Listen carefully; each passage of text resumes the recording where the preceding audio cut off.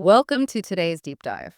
If you are listening to this, the learner, you're probably trying to optimize your own habits. And I want to start with a situation that it seems to completely defy basic math, right? Oh, absolutely. The math rarely matches the reality. Right, because you look around and you likely know someone making, say, $40,000 a year who just always seems to have money. I mean, they take vacations, they never sweat when the dinner check hits the table. They just have this quiet confidence. Yeah, and on the flip side, you probably know someone making 80,000 in the exact same city. Yes, living in the same city, roughly the same baseline expenses, and they are constantly broke, like counting down the actual hours until their direct deposit hits. It's stressful just thinking about it. Hmm. But, we're deeply conditioned to believe that wealth is strictly a function of income. Society basically tells us that the spreadsheet is simple. Larger numbers in the income column should just automatically translate to larger numbers in the wealth column. But it's rarely that binary, is it? Not at all. I, Higher income does not repair a broken financial framework. It just scales it up. so if you overspend your budget by 10% when making 40 grand, you'll just find more expensive ways to overspend by 10% at 80 grand. Exactly. The psychological drive is identical. Which brings us to our mission today. We are doing a deep dive into a really comprehensive breakdown from the YouTube channel Ivan Invests. And the source isolates 20 minimalist rules designed to construct a bulletproof financial reality.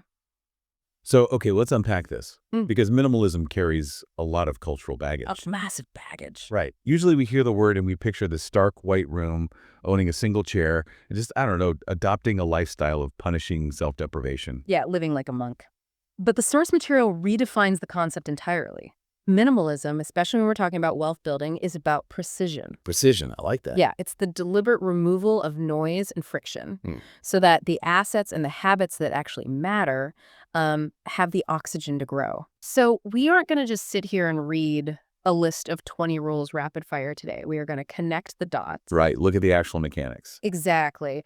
Starting from laying the groundwork, moving through the psychology of how we bleed capital, and finally getting into protecting your most valuable asset, which is your time and energy. Because you cannot build a durable structure on top of a landfill, right? Before growing wealth, you have to fix the ground level. Okay, so let's start clearing the debris. Where does the source tell us to begin? So this hits on rules 16 and 4. It insists on an aggressive clearing of physical and financial clutter before you even think about stock portfolios. Wow. Okay, so no compounding interest talk yet. No, not at all. It means hunting down the unused subscriptions, canceling the services you totally forgot about, basically pulling the weeds out of your statements. And then you centralize. Centralize how? The mandate is straightforward.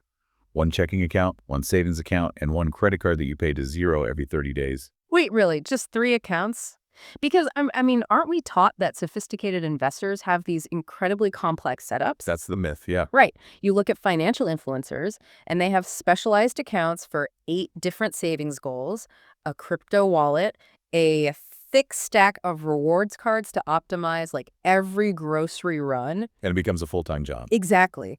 Paring it down to 3 accounts almost feels like stepping backward. It's like having a high-end home theater system with 5 different specialized remote controls. Oh, that is the perfect analogy. Right. It feels very advanced and impressive right up until you just want to turn the volume down, and you're sitting there completely paralyzed by the interface. What's fascinating here is that complexity is often sold to us as a feature, not a bug, by the institutions that benefit from our confusion. The creator actually calls that sprawling setup chaos disguised as complexity. Chaos disguised as complexity. Yeah. That is so true. Every additional account, every extra rewards card, it's just another variable you have to monitor. It fractures your attention. When your finances are simple, you achieve clarity. You see every dollar entering and exiting through a single funnel. And if your money is scattered across 7 dashboards, you aren't managing your money. No, the administrative burden of your money is managing you. Wow. And that clarity immediately exposes the leaks, which gets us into Rule 1, eliminating toxic debt.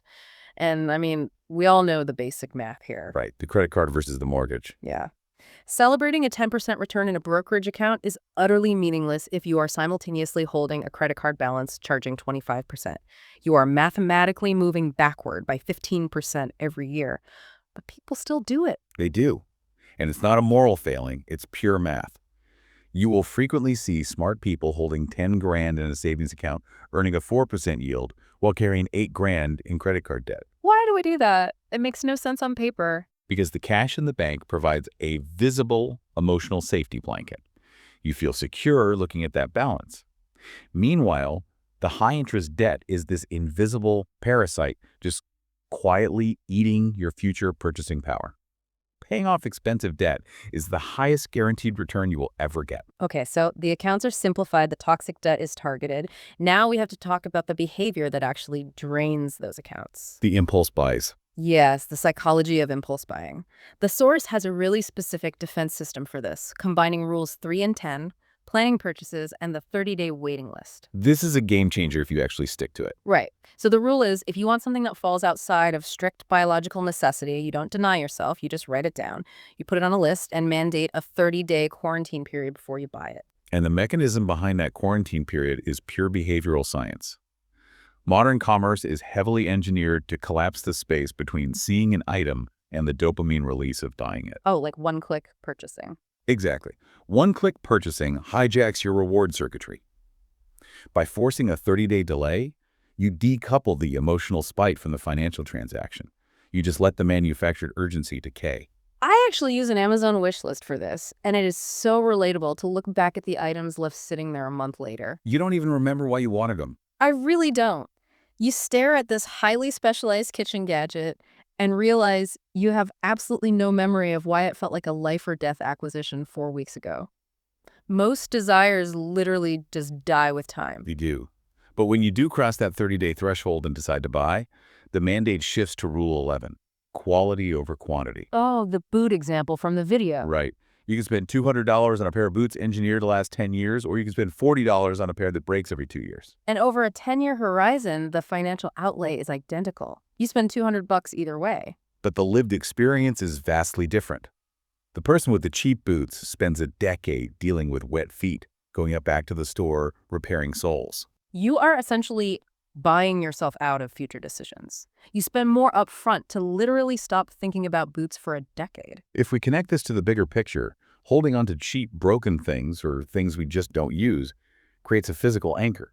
This is Rule 14, emotional detachment from objects.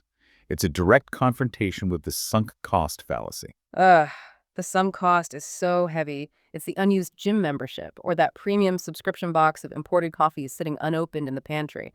You look at it and it feels like a monument to a past mistake. People keep those items because throwing them away or canceling feels like an admission of failure. But keeping them is worse.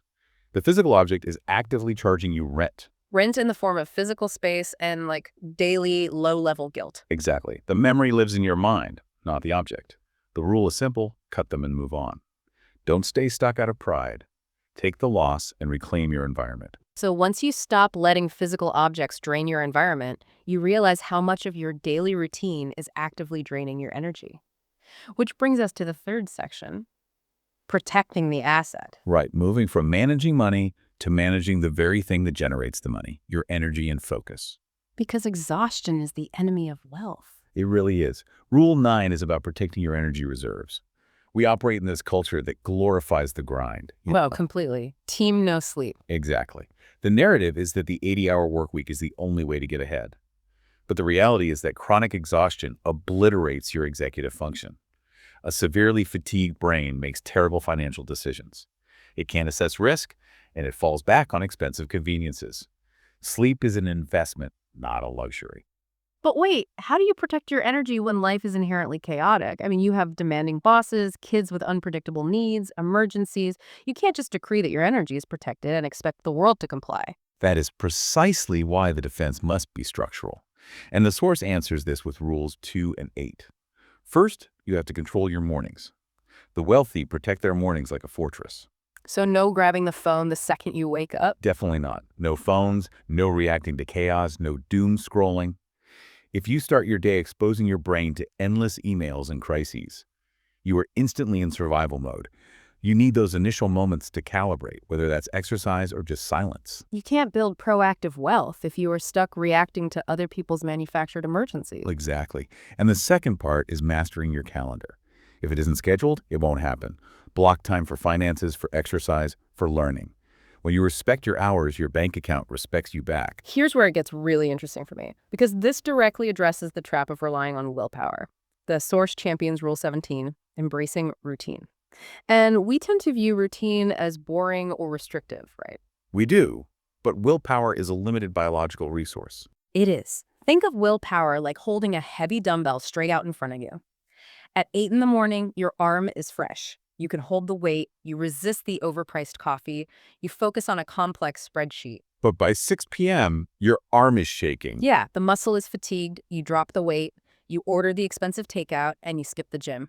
Routine is the mechanism that builds a shelf for the weight. It completely bypasses willpower.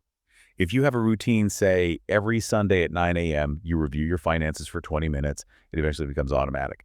The system does the heavy lifting so you don't burn energy just trying to get started. Okay, so routine protects your internal energy, but you also have to build a wall against the external noise that constantly tries to steal it. Let's talk about decluttering the noise. This is crucial. Rules 12 and 15, limiting information intake and reducing tech dependence. The source introduces a really powerful concept here. Information overload is a new form of debt. Information debt. I love that framing.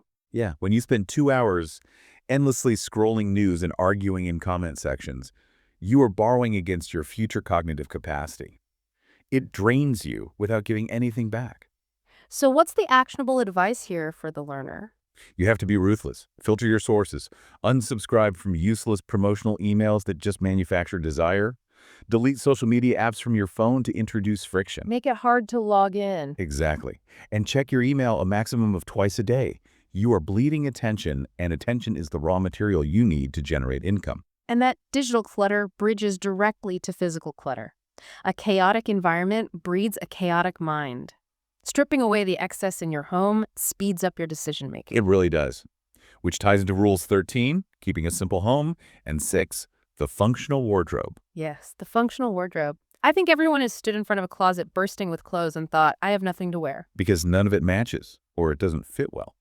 You start your morning wrestling with a complex puzzle, burning decision-making units on a totally low-value problem. So you choose a few high-quality basics that mix and match to eliminate that stress entirely. Synthesizing this, eliminating low-value decisions, like picking out a shirt, preserves your mental energy for high-value decisions, like career moves and investing.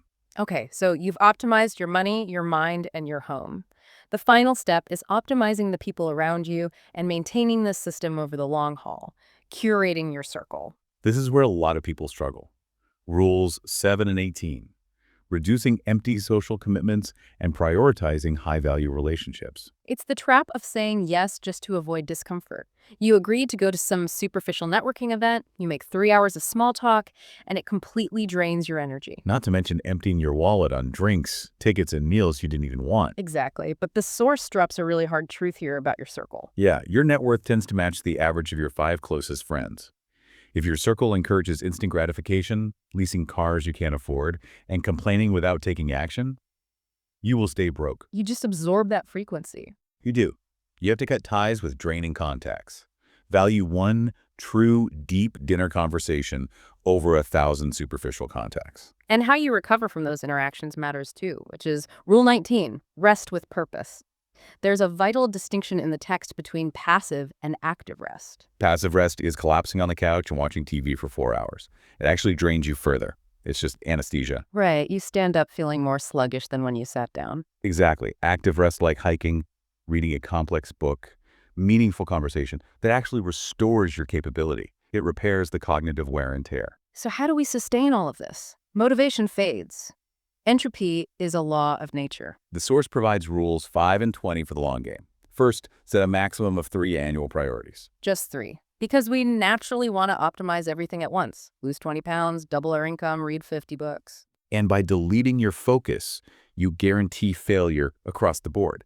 If you pick exactly 3, say, save 15 grand, pay off credit cards, build 1 new skill, you create a lens.